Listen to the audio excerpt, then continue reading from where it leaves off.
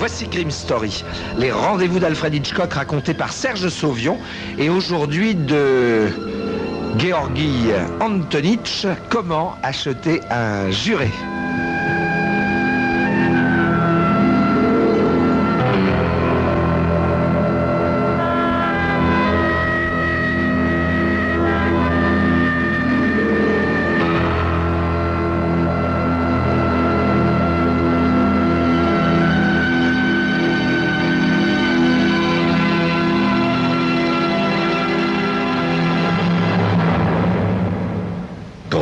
Fois, aujourd'hui, je maudis le hasard absurde ou le magistrat inconscient qui m'a choisi comme membre du jury. Dans la salle d'audience, il règne une chaleur de serre, la plus terrible, moite et sans issue. Dans ces conditions, comment pouvez-vous suivre le procès avec l'attention requise? Aussi, est-ce avec un réel soulagement que j'entends le juge suspendre la séance. Une fois dehors, je desserre ma cravate et respire avec délice la brise en provenance du lac. Arrivé dans ma Jeep, j'hésite ne sachant si je dois rentrer chez moi ou m'attend un insipide repas à réchauffer ou au contraire m'arrêter chez Jimmy pour un grand verre bien frais. Le problème est que je dois à Jimmy beaucoup de grands verres bien frais. L'envie de boire est la plus forte, tant pis, nous verrons. D'ailleurs, il est malsain pour moi de stationner trop longtemps en face de chez Miss Higby, qui tient la seule librairie papeterie du coin. Will Kent! Ça y est, elle m'a repéré. Une hésitation qui va me coûter cher. Ah, j'ai pas le choix. Il y a trop longtemps que je lui dois des sous. Je sors en arborant le sourire le plus faux de toute mon existence d'écrivain. Oui, Miss Higby. Je voulais juste vous remercier. J'ai reçu votre paiement ce matin même. Je m'arrête, complètement abasourdi. Si vous désirez toujours ces éditions originales, je me ferai un plaisir de vous les commander. On en reparlera après le procès, dis-je perplexe. Comment pensez-vous que ça finira? Pour moi, Manidel est coupable, sans l'ombre d'un doute. Je suis juré et j'ai pas le droit de parler de l'affaire, dis-je en remontant, tout éberlué, dans ma Jeep. En effet, j'ai pas payé le moindre sou de ce que je lui dois. Jimmy m'a sans doute vu venir, car un bourbon bien frais m'attend au bar. « Sur le compte de la maison, Willy !» s'exclame-t-il. Je l'allume avec circonspection. C'est quelque chose de recevoir un verre gratuit de ce barman qui compte parmi les plus pingres de la ville. « Comme vaut cet honneur, Willy ?» Il me fait une grimace et me met un ticket sous les yeux. C'est ma note, rayée d'un coup de tampon, avec la mention « payé ». J'ai reçu votre lettre ce matin et aussi les espèces. Vous avez vendu un article? Je remêle quelque chose d'indistinct et je me ferai un chemin parmi les joueurs de billard pour m'asseoir dans un coin isolé. Est-il utile de préciser que j'ai jamais envoyé de lettres et encore moins d'espèces à Jimmy? Comme je suis le seul Kent du coin, il est impossible que Miss Higby et Jimmy aient fait la même erreur en même temps sur mon compte et sur celui de quelqu'un d'autre. Mon seul parent vivant est mon frère Mike, qui est flic à San Francisco. Ça m'étonnerait vraiment qu'il soit soucié de mes dettes. Il m'a assez reproché d'avoir choisi la littérature plutôt que la police. Je termine mon verre mal à l'aise, car tôt ou tard on s'apercevra de l'erreur, quelle qu'elle soit. Cela dit, autant profiter du sursis. 1 heure plus tard, je regagne mon cottage nettement plus détendu. Carpe diem, n'est-ce pas? Ma voisine, Linda Barrett, un professeur qui passe ses vacances ici, me salue d'un geste de la main. Une grande fille banale, qui cache sa féminité sous un chapeau de paille, des lunettes de soleil, style hublot, et un costume de tweed coupé dans une couverture de cheval. Dans une certaine mesure, je préfère que ce soit elle qui ait loué le cottage plutôt qu'une de ces jeunes filles provocantes, capables de vous donner des idées rien qu'en bâillant. Avec ce procès, mon métier d'écrivain que je néglige et maintenant mon bienfaiteur anonyme, j'estime avoir mon lot de problèmes quotidiens. « Suis-je invité ?» me crie Linda, les mains en porte-voix. « Hein? Invité à quoi ?»« Petit cachetier, j'ai vu toutes ces victuailles qu'on vous a livrées cet après-midi. »« Des victuailles ? Au moins pour 20 personnes. Le livreur a fait 2 trajets. » Je rentre en vitesse. Le réfrigérateur dégorge de légumes frais, de fruits, d'œufs. Quant au congélateur, il contient assez de viande pour un barbecue texan. L'étagère, qui d'habitude supporte une malheureuse bouteille de bourbon, offre de quoi ouvrir un bar. Je sors pour me trouver nez à nez avec Linda Barrett. C'est pas possible, voyons, il doit s'agir d'une erreur. Certainement pas, sourit-elle. J'ai vu la commande que vous avez dactylographiée en précisant votre adresse. Je la remercie et rentre me servir un verre. Il est inutile de téléphoner au magasin. Cette provende est sans doute l'œuvre de mon bienfaiteur anonyme. Au lieu de contester le fait, j'estime plus sage de m'en réjouir. Ce que j'ai fait sans vergogne ce soir-là.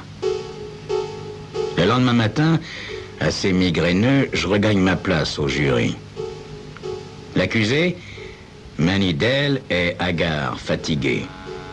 Malgré tout, son visage poupin et ses traits enfantins démentent l'accusation selon laquelle il serait un tueur sadique opérant de sang-froid.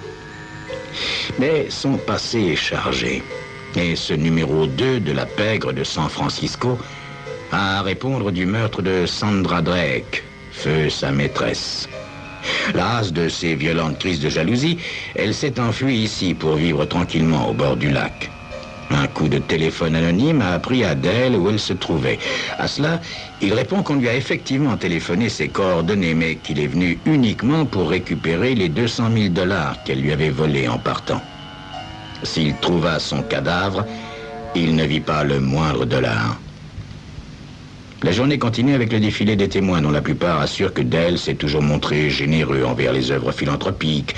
Sa mère, en larmes, rejette la faute sur son épouse ingrate qui l'a abandonnée. Et son avocat précise que c'est le départ de sa femme qui l'a fait rencontrer Drake, la victime. Rien de tout cela n'a soulagé ma migraine et c'est en piteux état que je regagne mon cottage. Au moment même où j'ouvre la porte, j'ai le sentiment que quelque chose a changé. Effectivement, ma vieille machine à écrire a disparu. À sa place, il y a un bureau neuf, un fauteuil assorti et un ordinateur à traitement de texte de la meilleure marque. Mais stupeur passé, je m'approche. Une phrase est inscrite en gros caractères au milieu de l'écran. Manny Dell est innocent. Bien en évidence sur le clavier de l'ordinateur, quelqu'un a déposé un chèque à mon nom. Un chèque de 15 000 $.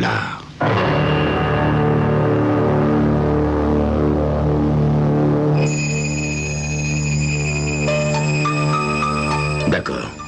Will Kent est un écrivain qui tire le diable par la queue et cette somme inattendue réglerait bien des choses. Mais s'agit-il vraiment d'une tentative de corruption? Le diable, précisément, ne serait-il pas de la partie? Vous le saurez dans quelques instants. À l'écoute sur...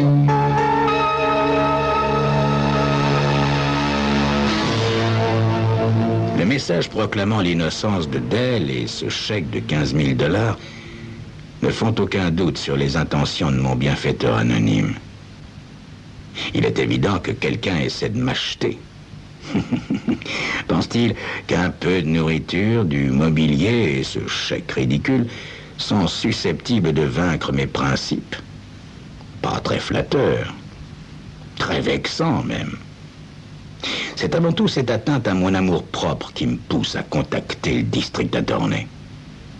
Comme je n'ai pas le téléphone, je vais immédiatement chez ma voisine, Linda Barrett, lui demander la permission d'utiliser le sien. Après quelques coups de sonnette, j'entends une voix lointaine qui m'invite à entrer. « Est-ce vous, monsieur Ken? Je suis sous la douche. J'en ai pour 1 seconde. Je vous dérangerai pas longtemps. J'aimerais juste donner un petit coup de fil. » « Ça ne peut pas attendre un instant? J'ai terminé et j'ai très envie d'un verre. Or, j'ai horreur de boire seul. Soyez gentil. Préparez-moi un vodka orange bien tassé.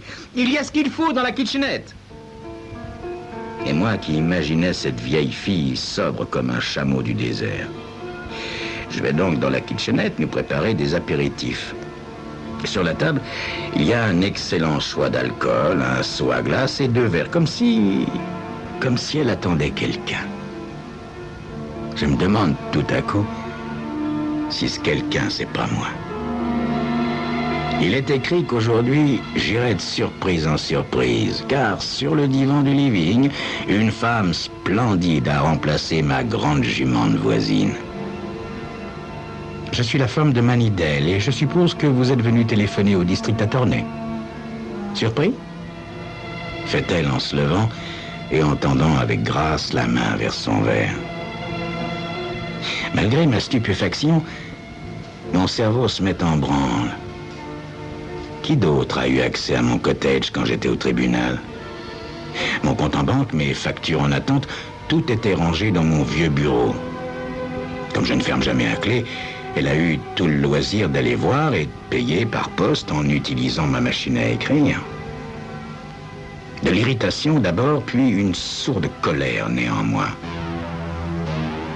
Vous n'avez guère bonne opinion de moi, fais-je. Calmez-vous, je vous en prie, et buvons un verre. Allez, asseyez-vous donc. Comment trouvez-vous cette vie confortable? Je ne réponds pas, réprimant difficilement l'envie de lui jeter le contenu de mon verre à la figure. Logiquement, vous étiez le seul, dit-elle, avec un sourire à damner un sein, même très en colère. Parce que j'ai des dettes et que je dois lutter pour m'en sortir, pensez-vous que je sois à vendre pour si peu? C'est essentiellement pour votre talent que je vous ai choisi. J'ai lu vos 2 pièces de théâtre, Wilken. Elles m'ont bouleversé. J'ai rarement ressenti un tel sens de la psychologie et un tel charisme. Je me suis tellement assimilé au premier rôle féminin qu'il m'a fallu des jours et des jours pour redevenir moi-même. Bon, trêve de flatterie, fais-je, un peu moins en colère. Vous avez monté cette farce pour que j'influence le jury, c'est ça? En fait, voyez-vous, Wilken, je ne crois pas nécessaire que vous fassiez pression anormalement sur eux. Je crois honnêtement que le jury la quittera. Alors pourquoi essayer de m'acheter? J'ai peur que la mauvaise réputation de Manny se retourne contre lui. Le district attorney pourrait agir dans ce sens. Il est ambitieux et cette condamnation le pousserait dans sa carrière. Disons que vous êtes ma garantie, mon dernier atout. Rien ne me force à accepter. Si vous révélez quoi que ce soit, il y aura un nouveau procès. Vous perdrez tout, y compris votre réputation, ce qui n'est guère recommandé quand on débute une carrière, même artistique. Cet idiot n'est jamais consenti au moindre pot de vin. Elle se met à rire durement. Essayez d'en convaincre les bons citoyens de cette petite ville, surtout si je fais courir le bruit que vous m'avez forcé à vous les donner. Mon esprit travaille à toute vitesse. Tout dévoiler au district attorney empêcherait des poursuites sur le plan pénal, mais ne ferait pas taire les mauvaises langues. Toute la ville me soupçonnerait. Bien sûr, je pourrais déménager, mais mon amour-propre se révolte à cette idée. Je dépose mon verre et je me lève. J'y penserai. Ça vaudrait mieux, répond-elle. Croyez-moi, Will Kent, je n'hésiterai pas à vous détruire. Vous êtes obligé de marcher. Je préfère sortir en vitesse avant de faire quoi que ce soit que je regretterai par la suite. La journée du lendemain est étouffante, mais j'ai pris soin d'éviter toute migraine. Au tribunal, seul l'avocat de Manidel et moi semblons frais. C'est d'une voix égale qu'il démolit impitoyablement la théorie de l'accusation. Quand son client a débarqué chez Sandra Drake, elle était déjà morte et son appartement était sans dessus-dessous.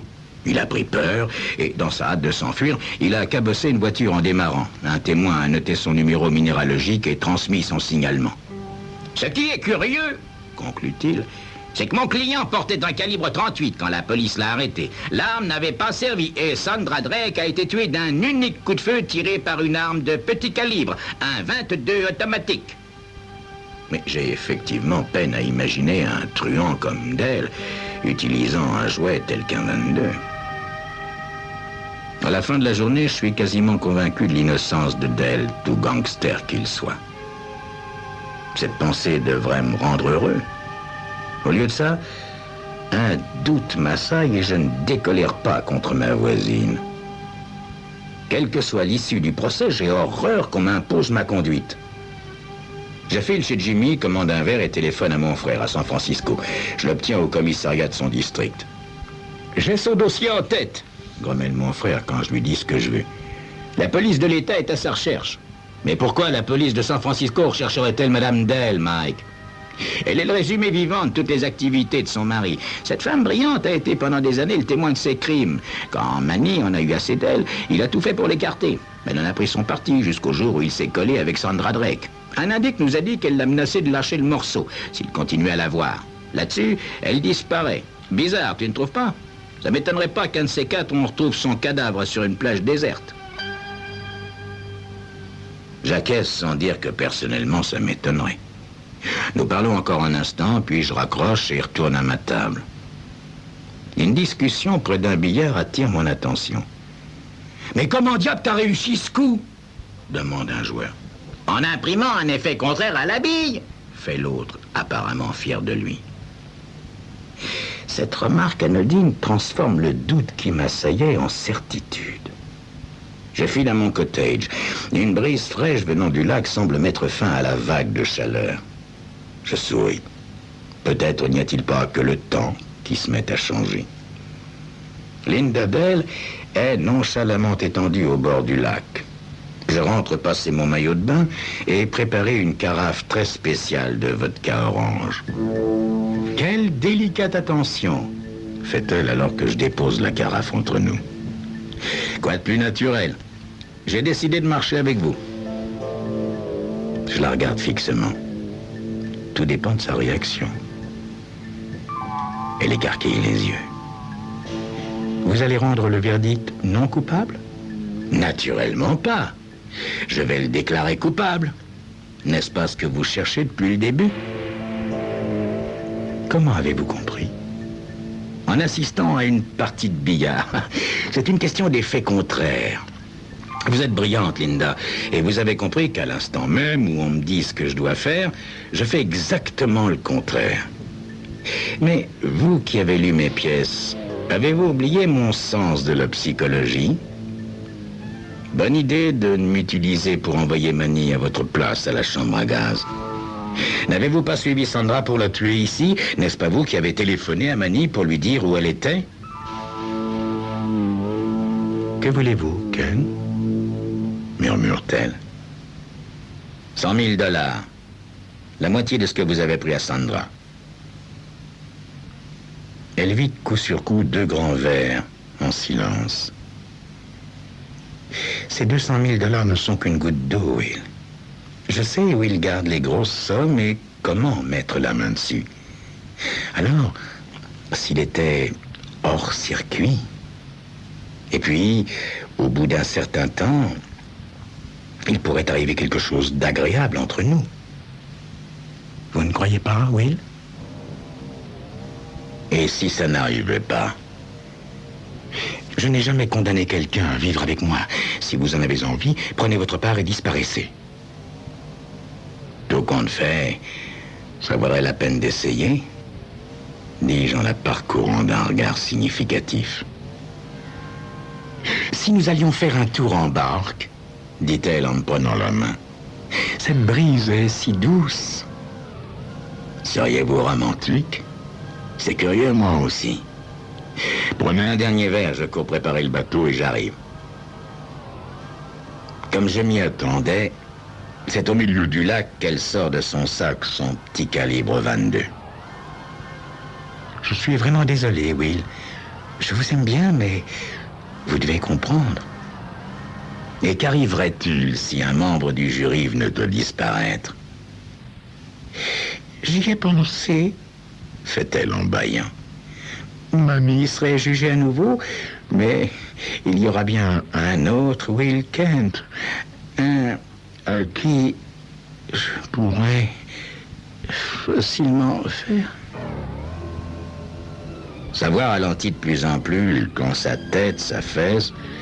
Je lui relève délicatement son pistolet. Je souris.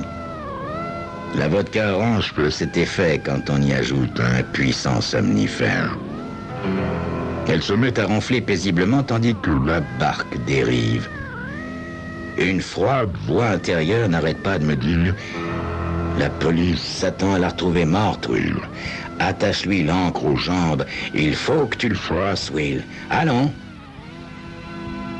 Le problème, voyez-vous, c'est que je déteste qu'on m'impose une conduite, même quand c'est moi qui essaie de m'influencer.